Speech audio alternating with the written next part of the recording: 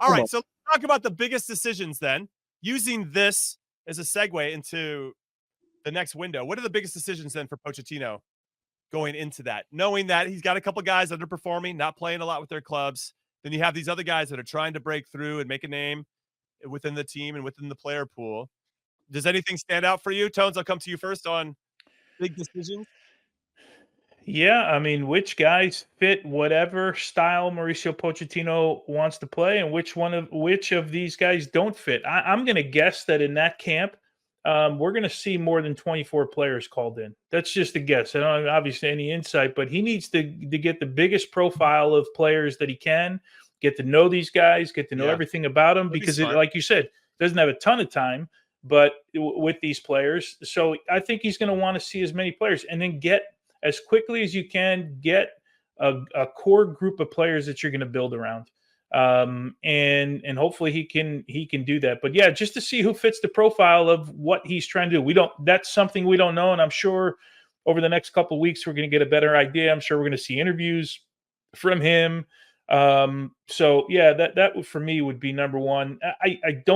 I'm hoping that he doesn't have to have a conversation after this camp about what your attitude needs to be like from a fight and determination sort of standpoint when you come into the national team. I'm hoping he doesn't have to have that discussion with anybody. Could you imagine if he felt like he had to do that with the national team? Honestly, I'm going to throw it back. I remember when Bob Bradley took over and back in 2007, and he had curfews for us at camp.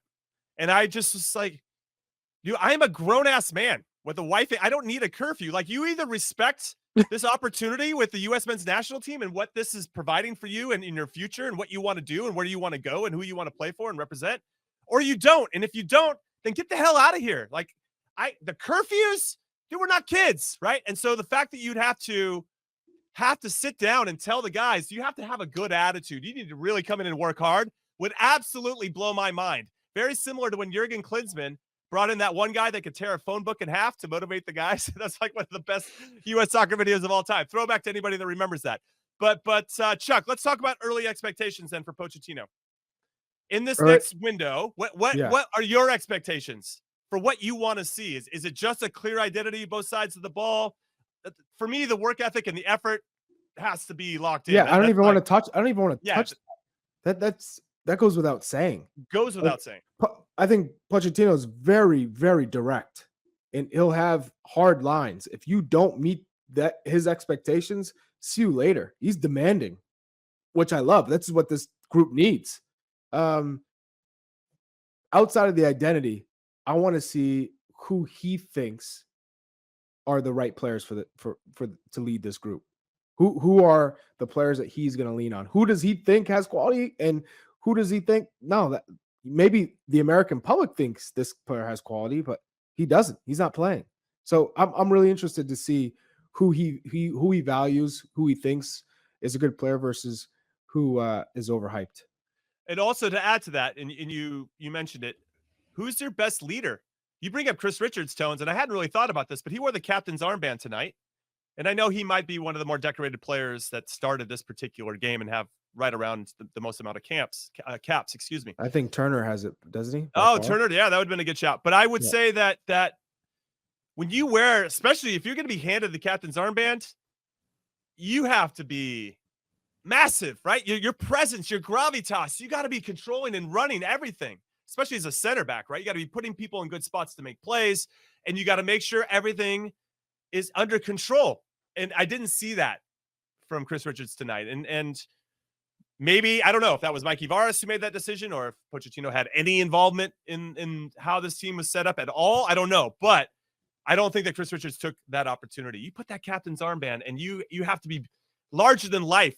Even if you don't have that in you, you have to be. It's like you're wearing a superhero cape or an outfit. Like, you have to be the guy. That just comes with the territory of being the captain. It took Christian Pulisic a while to really understand what that means, and now he does it. He's ready for that responsibility, and it shows. And he wants that. There had to be guys, and you don't judge it on caps, but there had to be guys with more caps. I would have thought I just thought it was a surprising choice. Musa, Aronson, Musa, Turner. Yeah, they might have more caps. Yeah, like Musa's a guy who's played in the World Cup. Like it just goes to show he's not the most vocal guy in the middle of the field. So, and maybe Mike Yavaris just likes center backs as the captain. But you're right. You nailed it I with wanted like, more. yeah. No, I understand where you're going with that. We So talked I about guess it the other day. we did. So I guess it's identifying leaders too. And to your point, Tones, bringing more players in to see who has those characteristics that you're looking for. And it doesn't always have to be on the field, right? You can see some of Right. that emerge off of the field. We've had 3, I think, in this group. Would you agree that three leaders. Yeah, I think for me, we've had obviously Tyler in this group. We've Tyler's had obvious. Weston, who is a guy that will get in your face.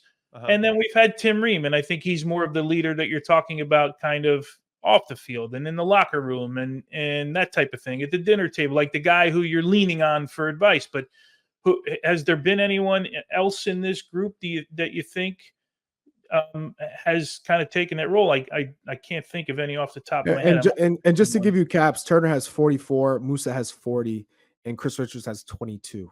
So okay, yeah. So there were other options there. Yeah, I appreciate that. Yeah. In terms of leadership, that's tough. I mean, those would be the 3. Those are the 3 guys that come to mind. In some way, I don't call Sergiño Dest a leader, but I think you can recognize his attitude on the field when you watch him play. And I think you can recognize Anthony Robinson's attitude on the field when you watch him play. I don't know that they are captains. We're not around the dressing room. We're not around all of that stuff. Sure. Right. Tyler Adams, Weston, and Christian's had it. He's a different type of leader though, right? He's a little bit different. He's not as vocal. Yeah, but that's an area that is really important that we're missing a little bit right now. Yeah. And how do you cultivate that? Right, as a national team coach, it's something that you can do, I think, as a club coach to foster that type of mentality and work on it on a day-to-day basis. It's a little bit harder when you're at the national team. I'm getting I don't know, my expectations.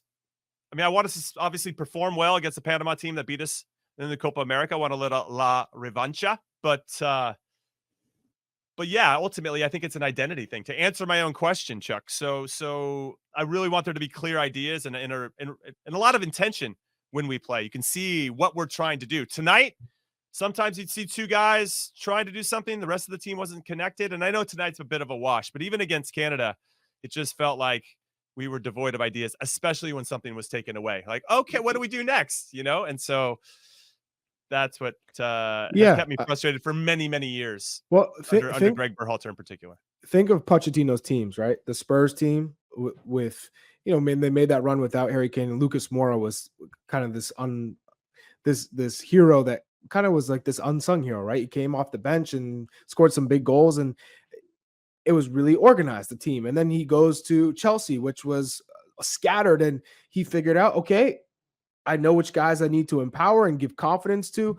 I think when you look at Moises Caicedo with the big price tag, he didn't play like himself. He felt the pressure, and Pochettino took him under his wing and worked with him. And Enzo Fernandez, he was trying to figure out what's his best position. And ultimately he got it right. Cole Palmer excelled. We don't have a Cole Palmer.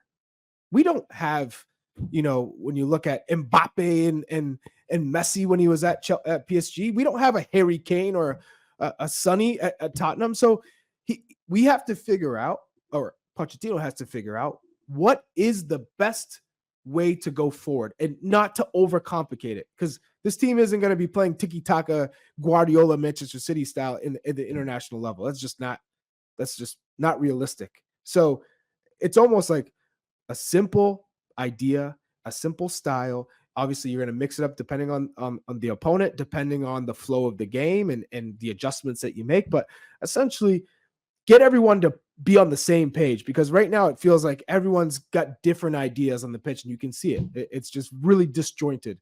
And I think just having Pochettino alone, he'll be able to clear a lot of that mess up.